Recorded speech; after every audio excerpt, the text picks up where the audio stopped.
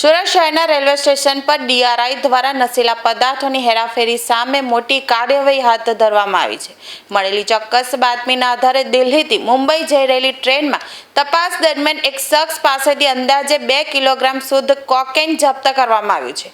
આંતરરાષ્ટ્રીય બજારમાં તેની કિંમત આશરે 10 કરોડ રૂપિયા હોવાનો પ્રાથમિક અંદાજ છે. મળતી માહિતી મુજબ DRIને અગાઉથી ચોક્કસ ઇનપુટ મળ્યા બાદ સુરત રેલવે સ્ટેશન પર વિશેષ વોચ ગોઠવવામાં આવી હતી. ટ્રેન સુરત પહોંચતા જ અધિકારીઓએ શંકાસ્પદ મુસાફરને ઓળખી તેની તપાસ હાથ ધરી હતી. તપાસ દરમિયાન તેની પાસેથી કાળજીપૂર્વક છુપાવી રાખેલો કોકેનનો જથ્થો મળી આવતા તેને તાત્કાલિક કસ્ટડીમાં લેવામાં આવ્યો હતો. આરોપી 39 વર્ષીય ફૈઝલ અહમદ દિલ્હીથી મુંબઈ તરફ મુસાફરી કરી રહ્યો હતો. જો કે આ નશીલા પદાર્થનો જથ્થો ક્યાંથી લાવવામાં આવ્યો હતો અને તેને મુંબઈમાં કોને પહોંચાડવાનો હતો તે સહિતના મુદ્દાઓ અંગે અધિકારીઓ દ્વારા સઘન પૂછપરછ કરવામાં આવી રહી છે.